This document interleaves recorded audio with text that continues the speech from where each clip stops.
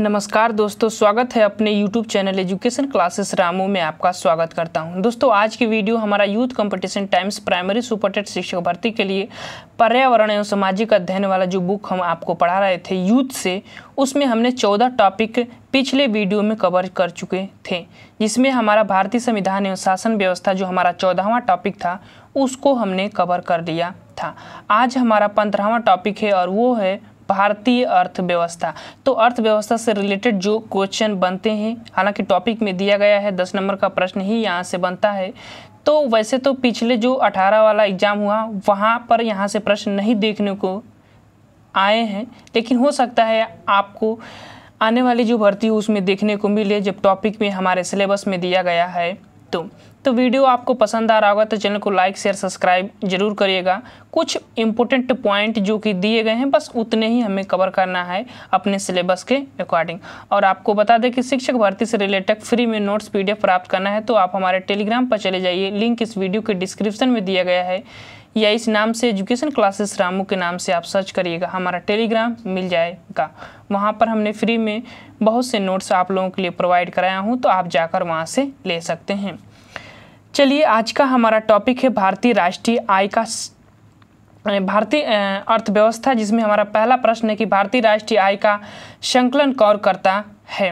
आपको बताना है कि जो भारत की राष्ट्र की आय होती है उसका गणना कौन करता है, कौन सी संस्था करती है, वो आपको बताना है।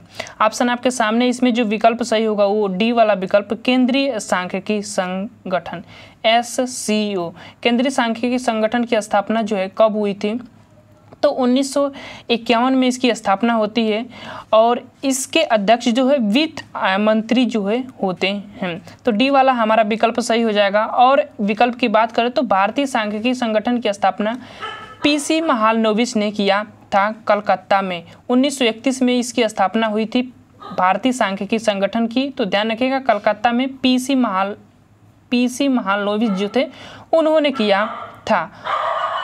और तो PC महालनोबिस ने भारतीय सांख्यिकी संगठन की स्थापना जो है कोलकाता में किया था सन 1931 में। ये भारत की अर्थव्यवस्था की गणना करने के लिए किया गया था। हालांकि उस समय अंग्रेजों का शासन था तो इसका उतना महत्व नहीं दिया गया था। तो बस इतना चीज़ें ध्यान रखिएगा। और राष्ट्रीय विकास परिषद ये योजना आयोग के अंतर्गत आता है, इसकी स्थापना होती है, जो कि योजना आयोग को जो राज्यों में लागू करने के लिए राष्ट्रीय विकास परिषद की स्थापना किया जाता था। बाकी चीजें आगे चलते हैं प्रश्न नंबर दूसरे पर। प्रश्न नंबर दूसरा है कि भारत में कर्मचारियों हेतु महंगाई भत्ता तय करने का अधिक आधार डैश डैश है। किस आधार पर कर्मचारियों की महंगाई भत्ता जो है तय किया जाता है। जैसे आप ही लोगों का बात कर ले जाए शिक्षकों का, तो शिक्षकों लोगों का किसी ग्रामीण क्षेत्र में लगता है तो किसी शहरी क्षेत्र में लगता है। तो वैसे महंगाई भत्ता कैसे तय किया जाता है या कौन तय करता है वो आपको इसमें बताना है। प्रश्न नंबर दूसरा का जो हमारा विकल्प सही होगा वो होगा उपभोक्ता मूल्य सूचकांक के माध्यम से इसी के द्वारा जो है महंगाई भत्ता तय किया जाता है। तो बी वाला इसका विकल्प सही हो जाएगा।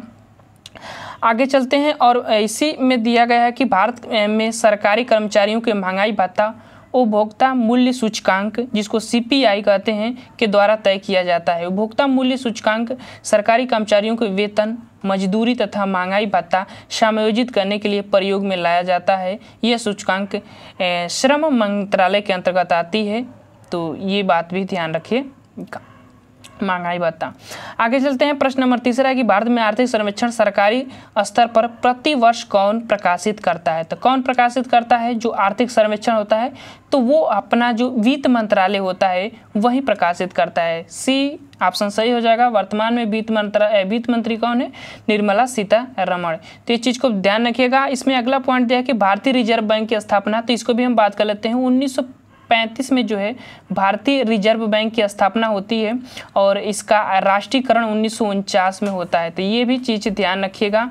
बाकी चीज़ें इसका सी वाला विकल्प सही हो जाएगा। नीति आयोग योजना आयोग को ही के बाद ही आया था 1 जनवरी 2015 को, तो ये भी बात ध्यान रखिएगा।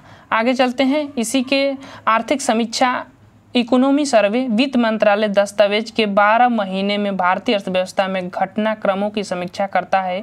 आर्थिक सर्वेक्षण प्रमुख विकास कार्यक्रमों के निष्पादन का सार प्रस्तुत करता है। इस दस्तावेज को बजट सत्र के दौरान संसद के दोनों सदनों में पेश किया जाता है, जो आर्थिक सर्वेक्षण किए जाते हैं। हालांकि थोड़ा बहुत इकोनॉमी हार्ड लगेगी, लेकिन फिर भी टॉपिक में दिया गया है तो पढ़ना तो हमारा काम है। मैं कोशिश करूंगा कि आप लोगों के लिए सरल इसको बनाऊं। भारत में छुपी बेरोजगारी मुख्य रूप से किस क्षेत्र में देखी जाती है, तो आप सभी को पता होगा कृषि क्षेत्र में ये सब ज़्यादा देखने को मिलती है, छिपी हुई बेरोजगारी। ये वाला विकल्प इसका सही हो जाएगा।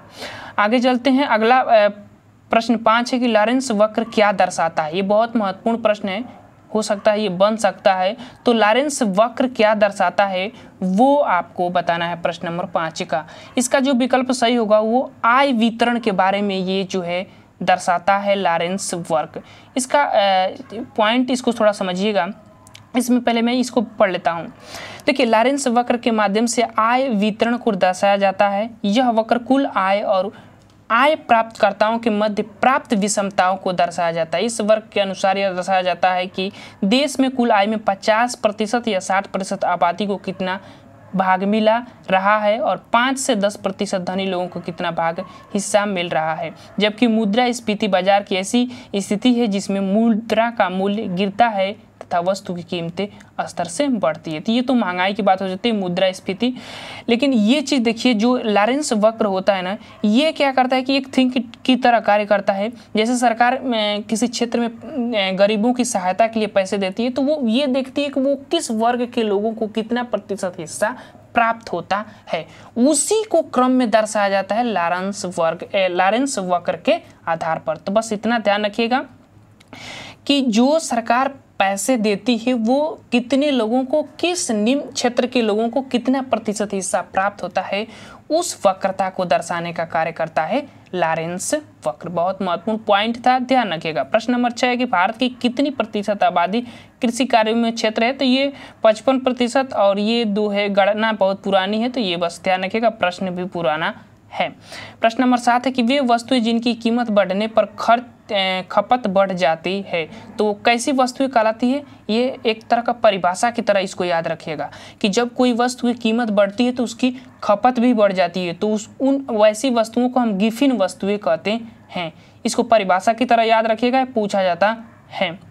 गिफिन वस्तुएं कहती हैं वे वस्तुएं जिनकी खपत कीमत के साथ बढ़ जाती है, गिफिन वस्तुएं कहलाती है। सर रॉबर्ट गिफिन के सिद्धांत में किया गया कि ब्रेड की कीमत बढ़ जाने पर भी उपभोक्ता मांस, सब्जी आदि महंगी वस्तुओं को त्याग कर ब्रेड ही खरीदते हैं, तो इस प्रक्रिया को हम गिफिन वस्तुएं कहते हैं। ध्यान रखिएगा। प्रश्न नंबर 8 है कि 14वें वित्त आयोग ने कर वसूली में होने वाली निवल आय में राज्यों का हिस्सा 32% से बढ़ाकर कितने प्रतिशत करने की सिफारिश की थी। बहुत महत्वपूर्ण प्रश्न है, 42%। सी वाला विकल्प सही हो जाएगा। 14वें वित्त आयोग कौन थे, तो रेड्डी साहब थे। उसके बाद 15वें वित्त आयोग एन.के. सिंह हैं, अभी वर्तमान में एन.के. सिंह हैं। उसके बाद जो पहले वित्त आयोग थे तो के.सी. नियोगी थे। ये 3 पॉइंट ध्यान रखिएगा। उसके बाद ये क्या होता है कि जो वसूली होती है, मतलब जो वित्त आयोग जो राज्यों द्वारा वसूली होती है, तो उस वसूली में जो केंद्र का हिस्सा होता है, मान लीजिए कि केंद्र का हिस्सा 100% है वसूली का, तो उस 100% में पहले 32% हिस्सा राज्य को दे दिया जाता था केंद्र के द्वारा वसूली का। लेकिन उसके बाद फिर ये सिफारिश जो है, ये जो व्यक्ति 14वें वित्त आयोग थे उन्होंने ये किया था, उन्होंने कहा था कि 42% उस हिस्से को कर दिया जाए। समझ में आ गया हो ना। 100% से 32% था, अब सिफारिश के द्वारा 10% बढ़ाने की बात जो है कही गई थी, ताकि राज्य अपने शासन व्यवस्था को और से विस्तार से बढ़ाया जा सकता है, अपने जो प्रक्रियाएं हैं, काम है, उसको आगे बढ़ाया जा सकता है। मतलब ये कि पैसा जितना मिलेगा उतना काम होगा, ये चीज़ बातें हो जाती है। प्रश्न नंबर 9 है कि मुद्रा क्या है, तो यह एक क्या है, ऑप्शन आपके सामने है। मुद्रा विकास और पुनः वितरित एजेंसी है मुद्रा। ए वाला विकल्प इसका सही हो जाएगा। ये भी बहुत महत्वपूर्ण प्रश्न है और ये जो है किससे रिलेटेड है, तो देखिए, सूक्ष्म उद्योगों को वित्तीय सहायता उपलब्ध कराने हेतु धनहीन को धन प्रदान करने के लक्ष्य हेतु 8 अप्रैल 2015 को प्रधानमंत्री मुद्रा योजना का शुभारंभ किया जाता है। तो प्रधानमंत्री मुद्रा योजना ध्यान रखिएगा 8 अप्रैल 2015। इस योजना के तहत मुद्रा, जिसको माइक्रो यूनिट डेवलपमेंट और रिफरेंस एजेंसी का गठन कहा जाता है, इससे जो छोटे उद्यमी होते हैं ना उनको वित्तीय सहायता दिया जाता है। उसी को प्रधानमंत्री मुद्रा योजना कहा जाता था। वित्तीय सहायता की अपना कारोबार जो है स्टार्ट कर सकें, पर सरकार के द्वारा सहायता दिया जाता था, उसी को बात हो रही है। प्रश्न नंबर 10 है कि प्रधानमंत्री जन धन योजना क्या है। तो ये भी बहुत महत्वपूर्ण प्रश्न है और ये देश में वित्तीय समावेशन को बढ़ावा देने के लिए ये योजना लाई गई थी और हर घर हर व्यक्ति को जो है सरकारी चीज़ों से लाभ प्राप्त करने के लिए योजना ये भी कह सकते हैं कि लाई गई थी। देश में सभी परिवारों को बैंकिंग सेवाएं उपलब्ध कराने के लिए प्रधानमंत्री जन धन योजना की शुरुआत की गई। इसका मुख्य उद्देश्य वित्तीय समावेशन को बढ़ावा देना था। ध्यान रखिएगा, बहुत बड़ी योजना थी ये। प्रश्न नंबर 11 है कि प्रधानमंत्री मुद्रा योजना डैश डैश के नेतृत्व में घोषणा की गई थी। तो किसके नेतृत्व में प्रधानमंत्री मुद्रा योजना आपको बताना है। प्रश्न नंबर 11 का बहुत महत्वपूर्ण प्रश्न है। किस समय में, अभी हमने इस पर बात किए हैं, तो नरेंद्र मोदी जी के समय में 8 अप्रैल 2015 को किया गया था। अभी पीछे ही बात हो चुका था, सी वाला विकल्प इसका सही हो जाएगा। तो प्रधानमंत्री नरेंद्र मोदी 8 अप्रैल 2015 को सूक्ष्म एवं लघु उद्योगों को वित्तीय मदद उपलब्ध कराने के लिए मुद्रा बैंक या मुद्रा योजना की शुरुआत की थी। इसे देश के लगभग 6 करोड़ कारोबारियों को ध्यान में रखकर मुद्रा बैंक शुरू करने का भी फैसला किया गया था। तो पूरा समझ में आ गया होगा। आगे चलते हैं। प्रश्न नंबर 12, भारत में निम्नलिखित में से कौन सा कर राज्य सरकार द्वारा वसूला जाता है। कौन सा कर है जो राज्य सरकार द्वारा वसूला जाता है। देखिए, पूंजी अभिलाषा कर तो केंद्र वसूलती है, सीमा शुल्क कर केंद्र और निगम कर केंद्र वसूलती है। तो ए वाला विकल्प इसका सही हो जाएगा। शराब पर आबकारी शुल्क जो होता है ये राज्य सरकार वसूलती है, इसीलिए तो शराब जल्दी बंद नहीं कराते हैं, क्योंकि टैक्स सबसे ज़्यादा इन्हीं क्षेत्रों से आता है। अब देखिए, ये निगम कर भी बहुत महत्वपूर्ण है। निगम कर जो है ये केंद्र सरकार, ये प्रत्यक्ष कर है। निगम कर पहली चीज़ तो प्रत्यक्ष कर है। प्रत्यक्ष कर वो कर होता है जो डायरेक्टली आपसे वसूला जाता है। जैसे मुझसे अगर वसूला जाएगा तो प्रत्यक्ष कर वो कहाएगा। अब निगम कर केंद्र सरकार वसूलती है, लेकिन ये कर जब केंद्र सरकार वसूलती है तो इसमें 1% हिस्सा भी राज्य सरकार को नहीं देती है। ये पॉइंट ध्यान रखिएगा। निगम कर का जो भी वसूला पैसा होता है वो केंद्र सरकार अपने पास रख लेती है, वो राज्य सरकार को नहीं देती है। और ये पॉइंट है कि कर एक प्रकार का अनिवार्य भुगतान है जो उस व्यक्ति को अनिवार्य रूप से सरकार को देना पड़ता है जो कर आधार से संबंधित होता है तथा जिसके बदले करदाता को आवश्यक रूप से कोई लाभ नहीं प्राप्त होता है। तो आपको कुछ नहीं लाभ, क्योंकि आप 100 रुपये कमा रहे हैं तो उसमें से जितना % कर आपको लगेगा वो सरकार को देंगे, उसमें आपको कुछ नहीं मिलने वाला है। वह कर आधार से आशय उससे है कि जिसको आधार बनाकर कर लगाया जाता है। जैसे आयकर का कर आधार आय होता है, तो वो भी एक आधार के आधार पर ही कर लगाया जाता है। जैसे आपके आय पर ही कर लगाया जा रहा है तो उसको आयकर कहते हैं। कर 2 प्रकार का होता है, पता ही होगा, प्रत्यक्ष कर एक अप्रत्यक्ष कर। इसमें एक पॉइंट ये ध्यान रखिए कि जो भू राजस्व होता है, कृषि आय पर कर जो होता है, व्यवसाय पर जो कर होता है, पथ कर जबकि राज्य सरकार के अंतर्गत आता है, तो ये प्रत्यक्ष कर के अंतर्गत आ जाते हैं जो राज्य सरकार वसूलती है। तो इन करों को अपने नोट्स में लिख लीजिएगा, याद कर लीजिएगा। प्रत्यक्ष कर की बात करें तो बिक्री कर, स्टैम्प शुल्क, वाहनों पर और विज्ञापन पर कर, और शिक्षा उपभोग कर, शराब पर, और ये जितनी आबकारी शुल्क जो होते हैं ये राज्य सरकार का प्रत्यक्ष कर होता है। जीएसटी क्या है? अप्रत्यक्ष कर है। ध्यान रखिएगा, जीएसटी आपसे थोड़ी नहीं ली जाती है, वो वस्तु से ली जाती है, प्रोडक्ट से ली जाती है। जैसे आप कोई चीज़ खरीदते हैं, मान लीजिए पेन खरीदते हैं, तो पेन पर जीएसटी आप थोड़ी देते हैं, पेन का प्रोडक्ट पर जीएसटी दिया जाता है। देखिए, अभी आप रिचार्ज करते हैं तो रिचार्ज पर अलग से जीएसटी देना पड़ता है, तो वो एक अप्रत्यक्ष कर हो जाता है, प्रत्यक्ष कर के अंतर्गत नहीं आता है। प्रश्न नंबर 13 कि पैतृक संपत्ति पर जो कर लगाया जाता है उसको क्या कहते हैं? तो जायदाद कर कहते हैं। बी वाला विकल्प इसका सही हो जाएगा। ये चीज ध्यान रखिएगा, बी वाला विकल्प सही हो जाएगा। प्रश्न नंबर 14 है कि निम्नलिखित में से कौन सा कर केवल राज्य सरकार द्वारा लगाया जाता है? कौन सा कर है? संपत्ति कर तो केंद्र सरकार लगाती है, आय कर केंद्र सरकार, उपहार कर केंद्र सरकार, तो मनोरंजन कर कौन लगाएगी? राज्य सरकार। बी वाला विकल्प इसका सही हो जाएगा। आगे चलते हैं। प्रश्न नंबर, बस वही बात कहा है यहाँ पर कि मनोरंजन कर राज्य सरकार द्वारा लगाया जाने वाला कर है। यह कर भारत देश के हर राज्यों में मनोरंजन जैसे सिनेमा घर, स्टेडियम, विशेष त्यौहार आदि पर लगाए जाते हैं, पूर्णतः राज्य सरकार की देखरेख में होते हैं। प्रश्न नंबर 15 कि प्रत्यक्ष कर का मुख्य रूप से प्रभाव किस पर पड़ता है? किस पर पड़ता है? प्रत्यक्ष रूप से। प्रत्यक्ष कर का डायरेक्ट किस पर पड़ेगा? तो इस कर का जो प्रत्यक्ष प्रभाव पड़ता है वो आपकी आय पर पड़ता है, क्योंकि ये प्रत्यक्ष कर है और आपसे वसूला जाता है। डी वाला विकल्प इसका सही हो जाएगा। तो प्रत्यक्ष कर का मुख्य रूप से प्रभाव आय पर पड़ता है। खाद्य पदार्थों की कीमतों पर, उपभोक्ता वस्तुओं पर तथा पूंजीगत माल पर करारोपण का प्रभाव पड़ता है। तो प्रत्यक्ष कर, अच्छा एक चीज़ मैं आपको बता रहा हूँ कि प्रत्यक्ष कर और अप्रत्यक्ष कर जिसमें आपको समझना का है। प्रत्यक्ष कर में जैसे हम आपको बताते हैं कि एक हो जाता है आय कर, ये ध्यान रखिएगा। उसके बाद एक हो जाता है संपत्ति कर, प्रत्यक्ष कर है जो केंद्र सरकार लगाती है, आयकर भी केंद्र सरकार लगाती है।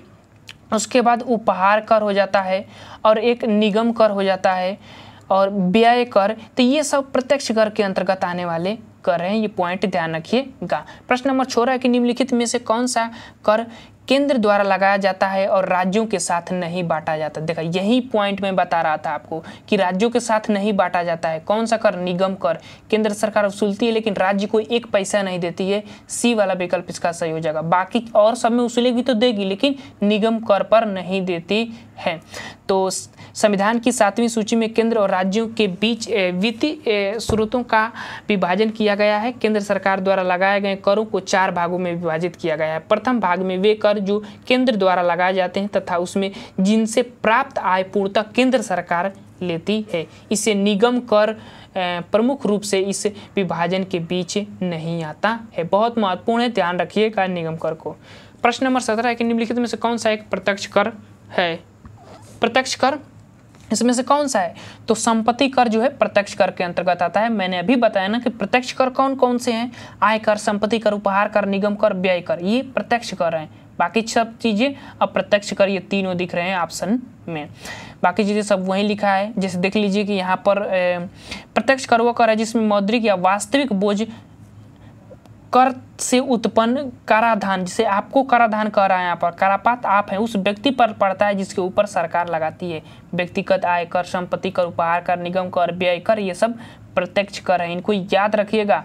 प्रश्न नंबर 18 कि मूल्य वर्धित कर को किस पर लागू किया जाता है? मूल्य वर्धित कर को किस पर लागू किया जाता है? प्रश्न नंबर 18 आपको बताना है।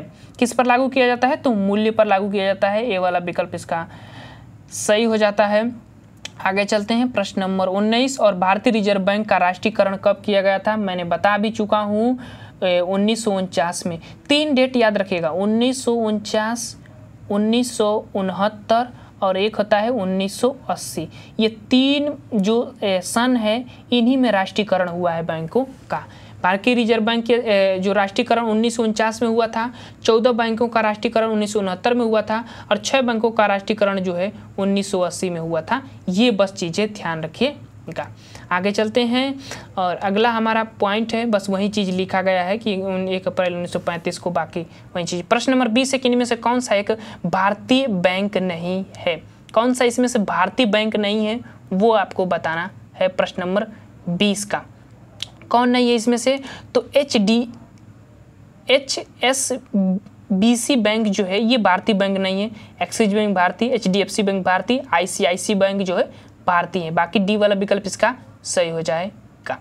तो ये थे 20 महत्वपूर्ण प्रश्न। बाकी 20 से प्रश्न, लगभग 20 ही प्रश्न बचे हैं। ये इकोनॉमी के 40 से 45 प्रश्न दिए गए थे जो इसमें दिए गए थे, मैं आपको पढ़ा रहा हूँ। वीडियो कैसा लगा जरूर बताइएगा कमेंट बॉक्स में। जल्दी इसका पार्ट 2 आएगा। तो चलिए वीडियो को समाप्त करते हैं। Thank you for watching this video.